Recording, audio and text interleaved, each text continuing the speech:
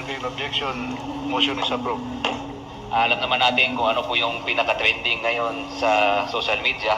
At ito nga po yung issue ng sa Coron, kung saan po nagkaroon ng konting, hindi konti, malaking salitan doon at away, hindi man away, but kabastusan na nangyari sa institusyon po ng munisipyo ng Coron.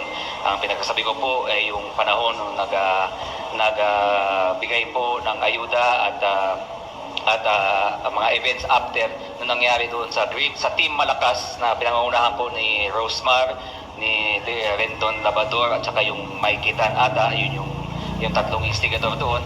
So Mr. Chair, ang chronological events noon ay pumunta po sila doon sa Coliseum ng Coron para po magbigay sana po ng ayuda.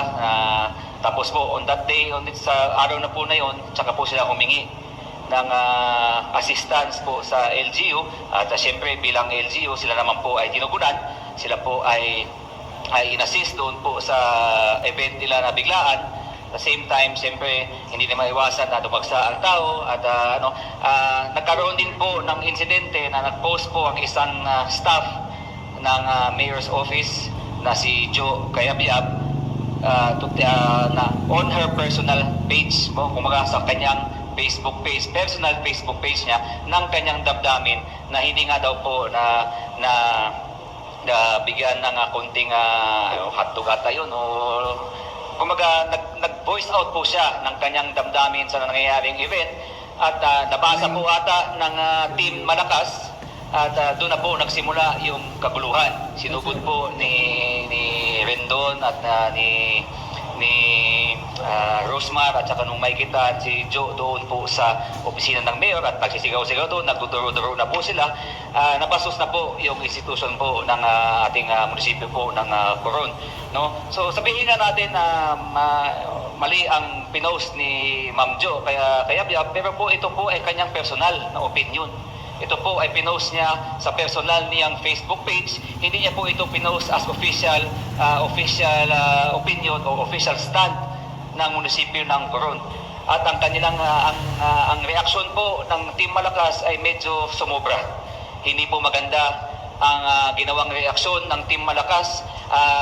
Nadamay po ang buong munisipyo ng Coron sa aksyon ng iisang tao na hindi naman po dapat. Generalize po nila na ang Coron, ang mga tao ng Coron ay masama ang mga tao ng Coron. Hindi po totoo yun, Mr. Chair. Alam ko po ang Coron. Lagi po ako nandoon. Lagi po nakakasama ang mga tao ng Coron. Ang mga tao ng Coron masayahin, matulungin. Grateful yan sila kung may mga tumutulong. Hindi po yan sila masasamang ugaling mga tao. Malakas lang sila magsabi ng pero sa likod niyan, mababait po ang mga tao ng Coron. Hindi po fair sa bayan ng Coron, sa mga tao ng Coron, na bansagan sila ng ganong klaseng ugali. Mr. Chair. No? Sabihin natin, mali din ang pagka-post ni Ma'am Jo, pero mali din po ang kanilang reaksyon sa mga nangyari. No? Kaya nung kagabi ata, sila ay nag-public apology na. Pero para sa akin, kulang pa din, kailangan pa din maturuan ang leksyon. Kausap ko po ang mga konsihal ng Coron.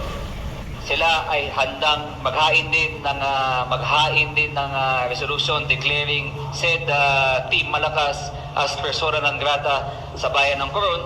At sabi ni SB Pat Mata sa akin, ang sunod po nilang gagawing hakbang ay tatanungin tayo at hihilingin sa sangguniang panlalawigan na hindi lang po sa Coron, kundi po sa buong lalawigan ng Palawan. Ngayon, sa privilege speech ko na ito, gusto ko pong i-open sa ating mga kasamahan po sa sangguniang panlalawigan na gawin po natin ito.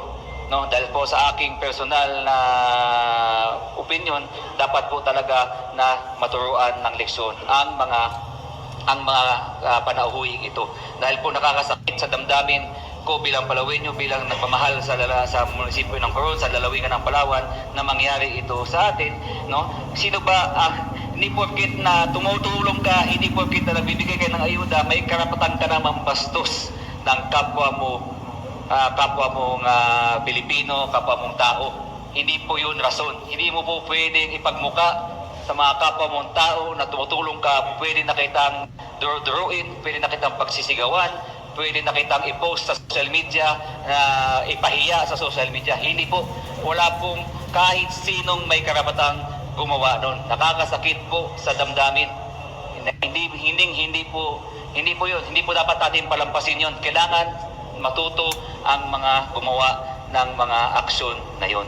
Kaya po, I move, Mr. Chair, later sa ating other matters, let us discuss the possibility of also declaring the said personalities persona non grata, not just in the municipality of Coron, but the whole province of Palawan.